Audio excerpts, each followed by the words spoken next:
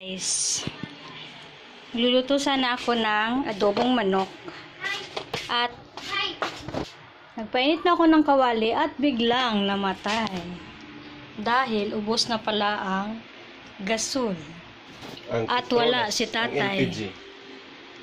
Ang petroleum, ano ba yan? O, yan. Buti na lang, pauwi na rin si tatay, kaya ayan. Ito ngayon, May reserve namang tangke sa bahay, ayan.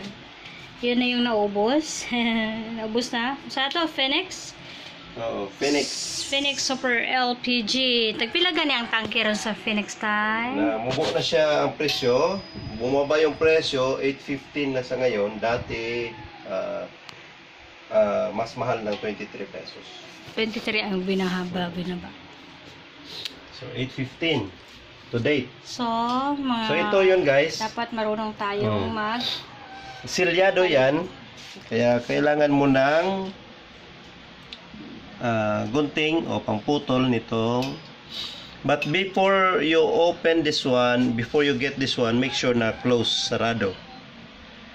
Baka bigla maubos yung magsingaw. Tapos kunin. Pagkatapos na niyan, itong ay, hindi natin na-vlog kung paano tinanggal. So, i-try mo na lang. I-try ko lang.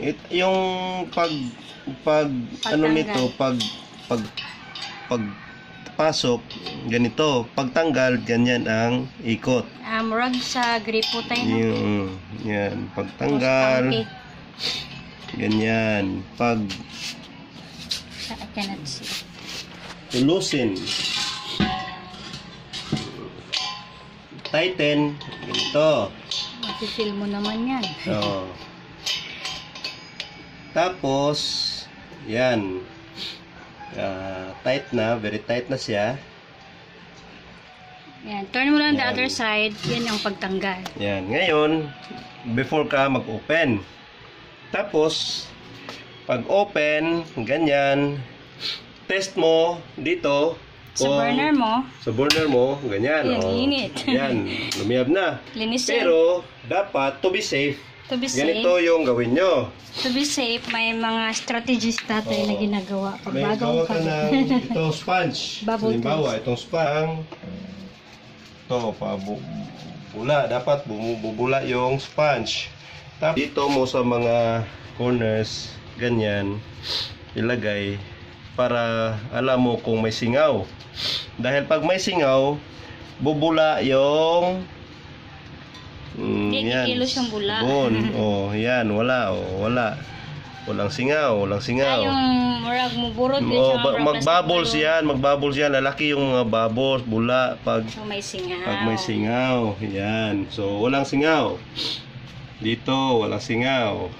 Dito, ganyan, wala. Pwede mong ubusin, pero pwede namang selective lang yung area na ano mo, makilatis mo kung may singaw yan o wala.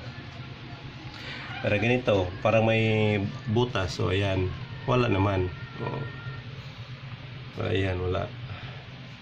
Pour some plastic balloon. Ayan na, clear bubble. So wala. So safe tayo niyan. Pwede ka na magluto. Yun guys, patuloy na tayo magluto.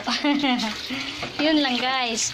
Itong burner dito parang pangit ang kalayo. Pangit ang apoy. Kasi kailangan pa yung linisin. Ito pala ang nalinis ni tatay. Yan. Kumuha ka lang ng ging. Ano yung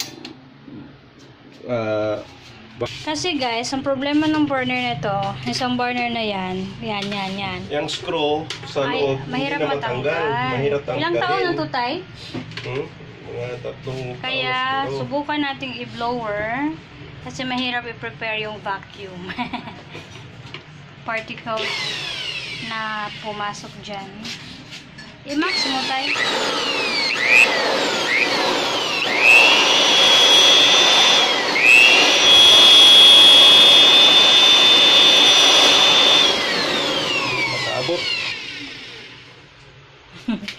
Bason.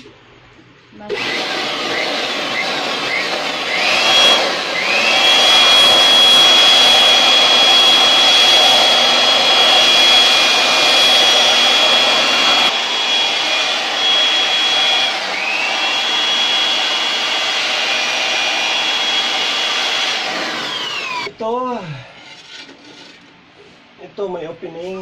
Dapat open siya masyado. Yan, yan may butas. Hmm? Yan. Kana ba? Kana ba? Kana. Saan ka na? Ito. Ito, butas yan. Pag ganyan yan, nakasarado. Sarado yan. Kaya pwede ganyan para makalabas yung dumi. Makalabas masyado yung dumi. Ayan.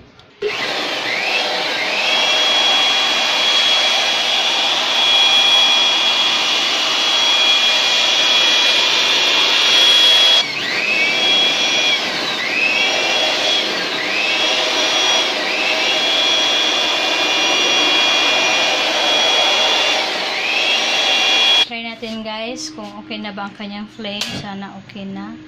Pero Yeah. parang hindi pa. Napapapula pa. Ay,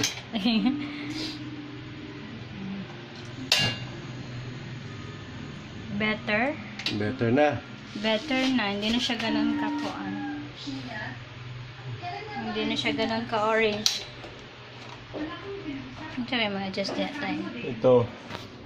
Ito yung pang-adjust sa pressure ng sol. Kaya ayan, ng ating LPG, ayan, medyo sarado. Enough lang din siya ng malakas yung pressure. Enough lang. Ayan yung adjust. Ayan. Ayan, nag-blue na siya guys. Ayan. Pwede pala yun. Nganong dili matangtang tayo ang tornilyo? Na din tornilyo silo. Oo, na-screw. Ayan. Ayan, screw. Ito natanggal kasi. So, Kaya ayan, maganda na yung flame maganda niya. yung flame niya guys. Pwede pala blower na lang guys. O, yun ang ginamit namin. Ang dami mo ng purpose. Pang CPU ka lang sana. Okay. Nagamit kong panglinis sa Yun lang. Yun lang po at pwede na akong manghingi ng bayad. Thank you guys for watching and please don't forget to Like and subscribe! sana magamit nyo ang video na ito kung hindi kayo marunong maggabit ng gasol. Tangke ng LPG pala, hindi gasol. Kasi brand pala yon. At problema nyo yung hindi na magandang flame ng inyong stove. Thank you so much guys again for watching and please don't forget to like and subscribe. Bye!